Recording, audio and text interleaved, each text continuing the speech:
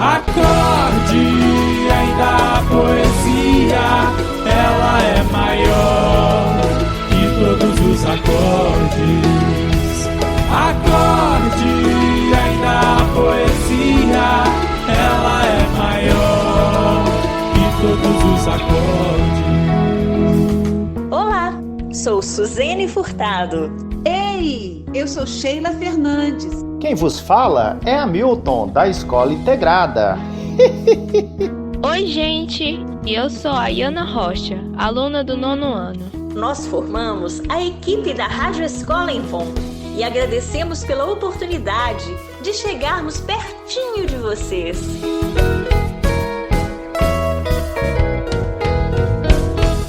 Rádio Escola em Pom. A nossa escola em movimento por você. Em pom, pararom, pom, pom, pom.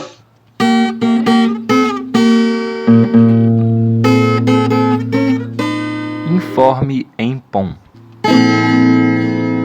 Atenção, senhores pais ou responsáveis. Os professores da nossa escola estão realizando atendimento aos alunos pelo Google Meet e WhatsApp no horário das aulas. Essa é uma nova estratégia para trazermos mais qualidade ao nosso trabalho. Os horários de atendimento estão em nossos comunicados dos grupos de WhatsApp e do Facebook. Fiquem atentos, organizem-se e participem. A direção. Biblioteca Viva! Biblioteca Viva! No programa de hoje, homenageamos os donos da terra e unimos as suas vozes à nossa voz. Ailton Krenak é um líder indígena, ambientalista, filósofo, poeta e escritor brasileiro da etnia indígena Krenak. Ele nasceu no dia 29 de setembro de 1953. Organizou a Aliança dos Povos da Floresta, que reúne comunidades ribeirinhas e indígenas na Amazônia. É comendador da Ordem de Mérito Cultural da Presidência da República e doutor honoris causa pela Universidade Federal de Juiz de Fora, em Minas Gerais. Autor de livros como Ideias para Adiar o Fim do Mundo. Ailton defende a teoria de Gaia, teoria segundo a qual a Terra é um organismo vivo, um ser real. Citaremos algumas de suas falas. A Terra pode nos deixar para trás e seguir o seu caminho. Inclusive, os eventos que estamos passando agora são indicativos de que esse organismo está reagindo. Estamos experienciando a febre do planeta. O organismo de Gaia está com febre, porque nós, os humanos, somos os únicos que temos a capacidade de incidir sobre esse organismo de maneira desordenada e estamos ameaçando outras vidas, outras existências, causando uma febre neste organismo. Nós estamos desorganizando a vida aqui no planeta e as consequências disso podem afetar a ideia de um futuro comum, no sentido de a gente não ter futuro aqui junto aos outros seres, os humanos serem finalmente incluídos na lista de espécies em extinção. Um contingente muito numeroso disso que chamamos de população do planeta, 7 bilhões e tanto de pessoas, vive rotinas alternadas ou alienantes, em que de manhã elas sequer olham onde estão, não olham se o céu está nublado, se vai chover. Muitos, inclusive, nem olham o céu, porque vivem em condições urbanas e de condicionamento. Entram e saem de caixas. Aquela ideia horrorosa do cinema de produzir um exterminador do futuro é uma metáfora sobre o homem. O ser humano é o exterminador do futuro, em certo sentido. Inclusive porque não existe futuro, ele é uma construção totalmente mental. O que existe é esta manhã. Entre 8h40 e 10 horas da manhã, que nos possibilita respirar, olhar, sentir o que tem ao nosso redor. E isso constitui um presente. Não existe esse futuro no qual o Homo sapiens quer fincar uma bandeira e dominar. É uma ilusão. É necessário esvaziar esse espaço do domínio e ficar no presente. É difícil, mas talvez seja o exercício mais necessário para esse tempo de pandemia.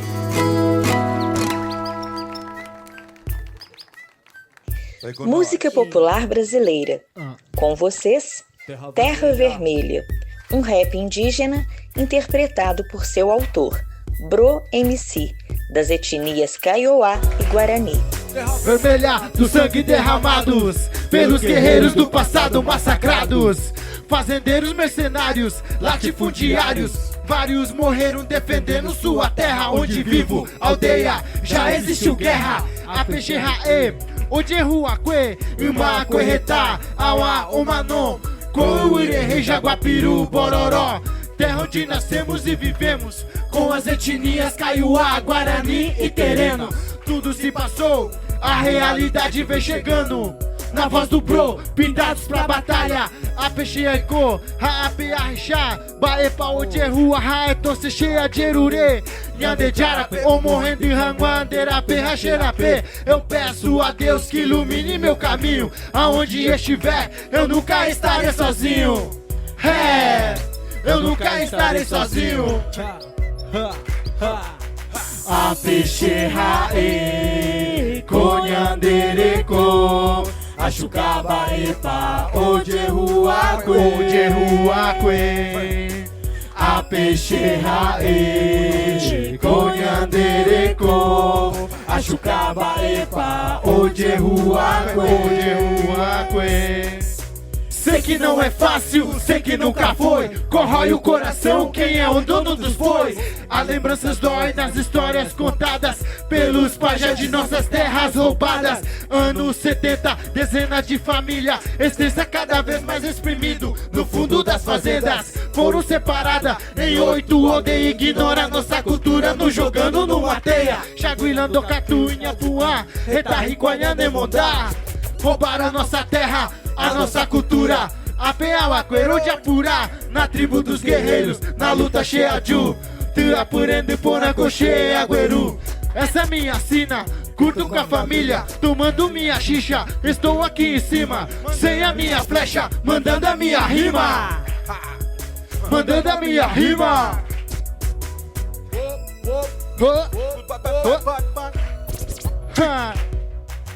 A peixerraê, conhandereco, achucabaepa, ojeruaque,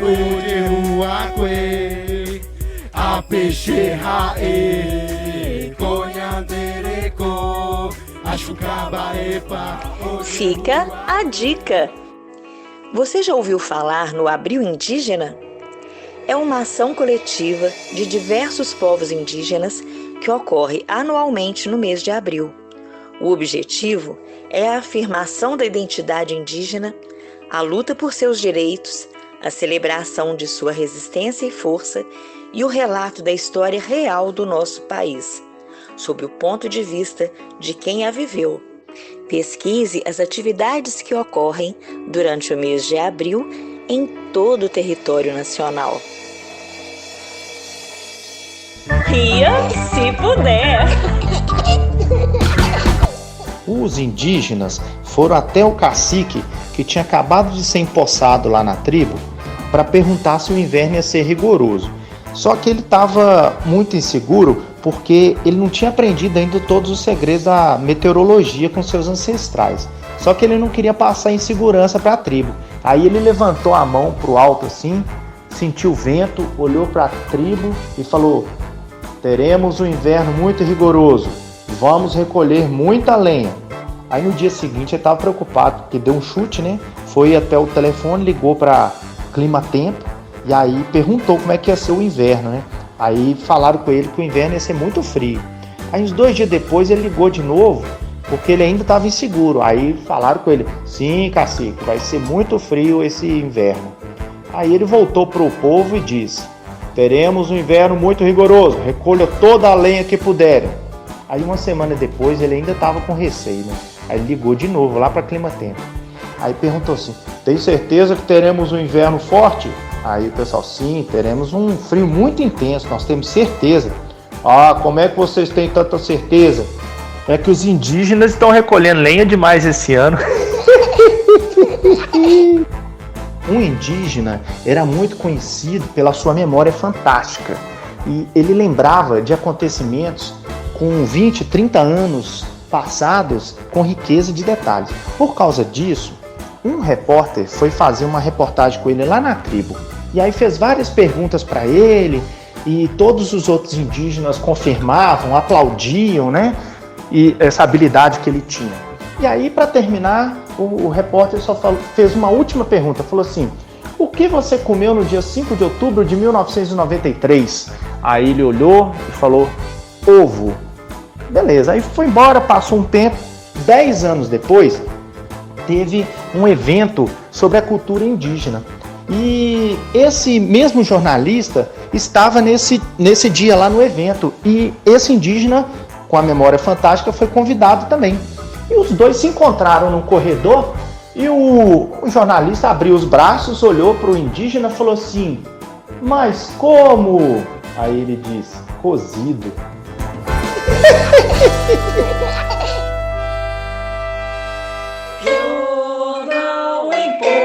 Aqui você só tem notícia boa.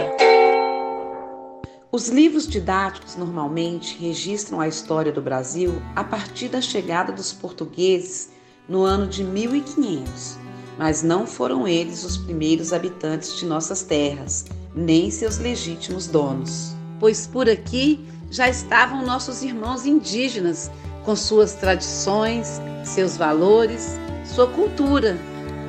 Para nos contar mais sobre essas e outras histórias, vamos conversar com Áveli Buniacá Cambiuá, indígena da etnia Cambiuá, do sertão de Pernambuco, professora e socióloga. Áveli, na visão indígena, qual é a real história do descobrimento do Brasil? Olá, eu sou Áveli Buniacá Cambiuá, mulher indígena da etnia Cambiuá, que fica no sertão de Pernambuco, da aldeia Baixa da Índia Alexandra. Eu quero agradecer o convite para participar da Rádio Escola Empom e quero falar um pouco sobre a tal data do descobrimento do Brasil, o tal descobrimento do Brasil, dia 22 de abril. Da nossa perspectiva indígena, e não só da perspectiva indígena, já que muitos historiadores têm corroborado a nossa informação, estamos dizendo que não foi descobrimento, foi invasão, porque a gente só descobre um local se esse local for inabitado.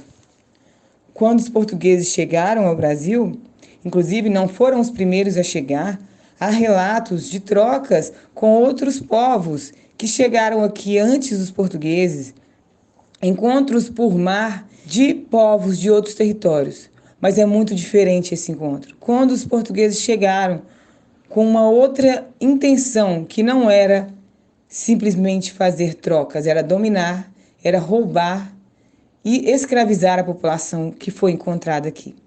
Então, não foi descoberta, foi invasão. E essa história, muitos historiadores recontam, e assim também nós entendemos que quando os portugueses chegaram aqui, após passarem meses no navio, chegaram famintos, tinham passado por várias situações de quase naufrágio, de mar revolto. Inclusive, quando chegaram à Bahia, deram àquele lugar o nome de Porto Seguro, porque conseguiram atracar. E não chegaram com aquela pompa que sempre é dita nos livros de história. Chegaram, como eu disse, famintos, doentes, em farrapos. O povo indígena os recolheu nas praias e deram a eles abrigo, alimento e proteção. E eles nos responderam, trazendo doenças, destruição e escravização. Essa é a história do descobrimento do Brasil. O Brasil tem tratado o povo indígena com respeito? Os povos indígenas do Brasil ainda têm lutado pela demarcação do seu território. Uma coisa que não faz muito sentido, afinal de contas, o Brasil inteiro é terra indígena. Mas para que a gente consiga ter um pouco de preservação, tanto da floresta quanto de qualquer bioma em que estejamos, seja na floresta, seja na Mata Atlântica, seja na Amazônia, seja no Pantanal, seja no Cerrado ou na Caatinga, precisamos da demarcação desses territórios. A demarcação, ela teoricamente impede que haja a devastação, o garimpo ilegal, que haja exploração e mineração em terra indígena. Mas, infelizmente, nós sabemos que, apesar de algumas terras já serem demarcadas, a gente não tem respeito dentro do nosso território. E territórios estão sendo invadidos para serem destruídos. Após 521 anos, os indígenas têm algo a comemorar? Nós, enquanto povo originário dessa nação, não temos nada a comemorar. Continuamos lutando pelo nosso território. Continuamos lutando para poder ter a nossa forma de viver respeitada, a nossa cultura, os nossos valores, a nossa ancestralidade, a nossa fé. Assim como aconteceu há 520 anos atrás, nós ainda estamos sendo perseguidos, estamos sendo mortos, estamos sendo catequizados. Não há nada a se comemorar, mas há muito que se lutar, mas há também uma esperança de que as pessoas vão entender que essa luta dos povos indígenas não é apenas dos povos indígenas e ela deve ser partilhada pelo restante da população brasileira. Qual é o seu maior desejo hoje? O meu maior desejo é que o brasileiro entenda que os povos indígenas, os povos originários, têm que ter os seus direitos respeitados. Que nós não estamos aqui pedindo autorização de ninguém, mas pelo contrário, nós somos os grandes anfitriões, nós recebemos todos os povos que chegaram aqui. E o meu maior desejo é que a população brasileira e do mundo reconheçam o direito dos povos indígenas, o valor e a beleza dos povos indígenas e o nosso legítimo direito de estarmos aqui. E não apenas estarmos, mas podemos cuidar dos nossos filhos com liberdade, podemos falar da nossa cultura com liberdade, podemos falar sobre nós mesmos com liberdade. Esse é o meu maior desejo. O Brasil tem uma dívida com o povo indígena? Eu não gosto de usar a palavra dívida, porque ela afasta as pessoas de se responsabilizarem pelo que tem acontecido historicamente com os povos indígenas. É necessário uma responsabilização e medidas reparatórias que partam dos governos, que partam de todos aqueles que têm qualquer micropoder, sejam eles na sala de aula enquanto professores, sejam eles enquanto pais, educadores, sejam eles enquanto qualquer função que realizem. Uma função de reparação, mais do que o pagamento de uma dívida, já que tudo que nos foi tirado em 520 anos de colonização, de destruição, de apagamento, de silenciamento, de doenças que nos foram transmitidas para que o nosso povo morresse, não há nada que possa pagar essa dívida. Mas existem maneiras de reparar os danos à nossa população.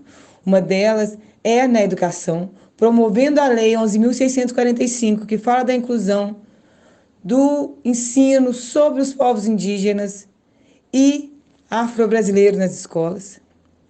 Outras medidas é incluir sempre pessoas indígenas em políticas públicas de acesso aos direitos, sejam eles direitos de acesso à saúde, sejam eles direitos a políticas públicas e direitos fundamentais de um modo geral.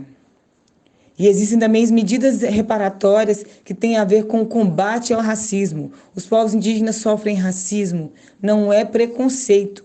O que atacam, aquilo que falam sobre nós, todas as formas de pejorativas de tratar os povos indígenas, como, por exemplo, nos chamarmos de índios, já que somos indígenas, ou povos originários, endógenos, nascidos da terra. Reparar falas racistas também é uma forma de fazer parte de um processo de reparação histórica da qual todos devem fazer parte. Mande um recado para todas as pessoas que estão nos ouvindo. Quero dizer que é fundamental que a voz dos povos indígenas seja escutada em todas as esferas da sociedade, e não apenas em abril, não apenas no chamado Dia do Índio, que é uma invenção. Nós estamos ressignificando o chamado Dia do Índio para Dia da Diversidade dos Povos Indígenas. Foi uma data inventada pelo branco num governo extremamente ditatorial. E nós precisamos ressignificar esse momento para dar visibilidade para a luta e convidar a todos para fazer parte dessa luta. A luta dos povos indígenas é a luta pelos direitos universais, pelo direito à humanidade, pelo direito à diversidade e principalmente pelos direitos da Mãe Terra. Não existe um planeta B, não existe outra forma de viver que não seja no planeta Terra, e nós sabemos que os povos indígenas são os guardiões da Mãe Terra. Convido a todos a participarem dessa luta e quero dizer que são bem-vindos. Cuecaturete. Muito obrigada. Tô sabendo! Com Ayana Rocha. Oi, gente, no Tô Sabendo de hoje nós vamos falar sobre a Vivência na Aldeia. A Vivência na Aldeia é um projeto social que é organizado pelo coletivo Cultivo e Resistência, que o objetivo é a construção/reconstrução de aldeias e um maior conhecimento tradicional indígena e sua cultura.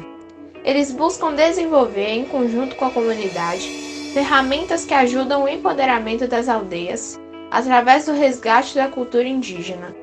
Você poderá ajudá-los nesse projeto e conhecer mais um pouco deles através do site vivencianaaldeia.org. Bom, gente, até o próximo programa. Visitem o site para que possamos cada vez mais ter a conquista indígena no nosso Brasil, no nosso país. Até o próximo programa e tchau! Quando eu falar história, vocês vão falar agora. Quando eu falar agora, vocês vão falar história. Agora, agora, agora. História, história, história. Agora, história. A história de hoje é a lenda indígena Uiara, musicalizada e interpretada por Carlos Faria Machacali. Tem festa na aldeia, tem festa no mar. Já é lua cheia, iremos casar. Tem festa na aldeia, tem festa no mar. Já é lua cheia, iremos casar.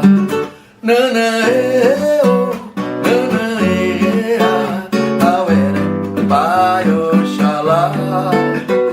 Nanaeo, nanaea, ere, pai, secar. Do Solimões ao Mucuri, do velho Chico ao Jequi, uma sereia me seduz. Seu canto forte, sua luz, eu vou seguir.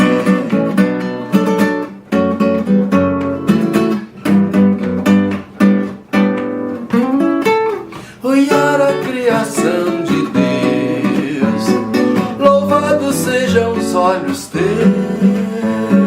Se a gente se ama, se a gente se quer, serei o teu amado e tu serás minha mulher. Se a gente se ama, se a gente se quer, serei o teu amado e tu serás minha mulher. Nanaeo, nanaea, auere, pai, oxalá. Nanaeo, nanaea, ere, pai, secar.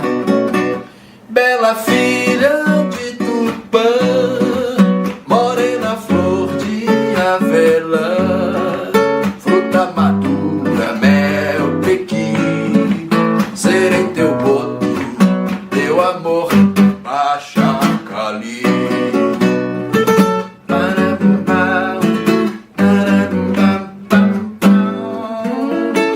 Uiara, criação de Deus, alegria para os dias meus. Se a gente se ama, se a gente se quer, um grande sim à vida, seja o que Deus quiser.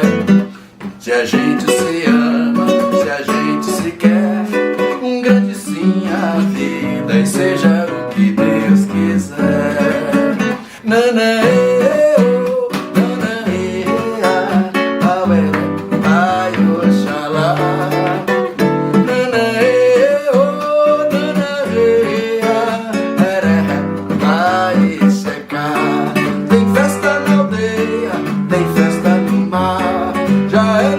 cheia, iremos casar. Tem festa na aldeia, tem festa no mar. Já é lua cheia, iremos casar. Nanaê-oh, nanaê-ah, auera, vai, oxalá. Nanaê-oh, nanaê-ah, eré, vai secar. Tararambau, tararambam, pam, pam.